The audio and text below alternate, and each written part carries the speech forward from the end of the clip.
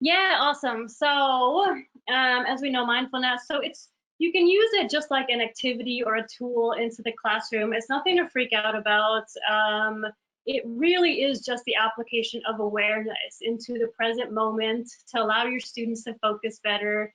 And this has a ton of benefits, not just, making them more calm for the classroom, maybe in the moment, but also long term down the line.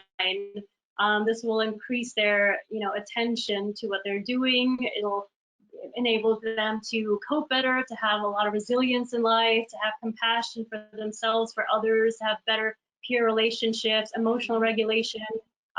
So it has a lot of benefits in terms of productivity and like what you want in the classroom as far as grades and things like that. But it does start. So this is just a way to kind of train the mind. So there are different types. I worked mainly with my little preschool kids. So obviously we did more fun things like, if we were working on the theme of like animals, we would have fun with like downward facing dog and, cobra pose, monkey Ooh, and all that. But yeah, breath work is what's the the main one that monkey y'all will see. pose?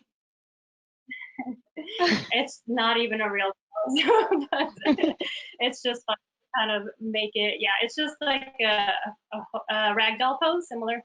Yeah. So Mm, the breath okay. work is mainly what we see. Um, and that's what y'all will employ mainly, when it comes to high school students and your older kids, I think this will be the big one. They probably want to see the science behind it. Mm, Like a lot of us, adults, it's hard to convince us that this thing will work, that this thing is important for our mental health. So yeah, looking at the science, looking at the research, there's tons on it right now. mhm. And now more than ever, it's important because we are dealing with trauma right now. So you're going to see a lot of acting up type behaviors or the opposite. So yeah, focusing on the breath, one breath at a time, trying to elongate the breath and just being aware of what's going on in the mind while that's happening will really help. And we'll practice with that later. As well as sound, sound is really powerful.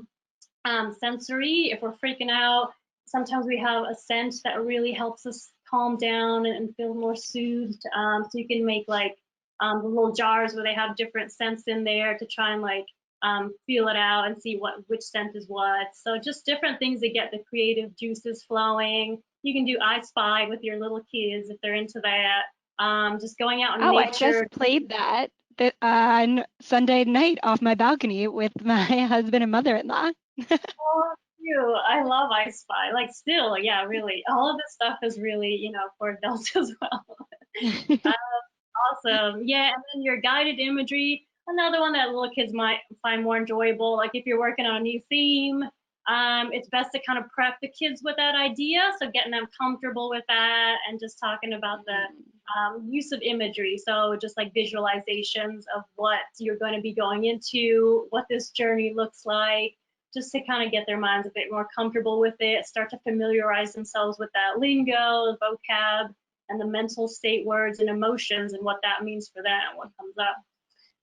Cool. And then movement is your yoga practice. We had a lot of fun with this with all kids of all ages. And it does work. So yeah, it gives a little bit more physicality to the practice because yoga is a mindful movement, mindful meditation practice. So it just adds a little bit more as far as the poses. So you are experiencing what's happening and mirroring that in life on the mat.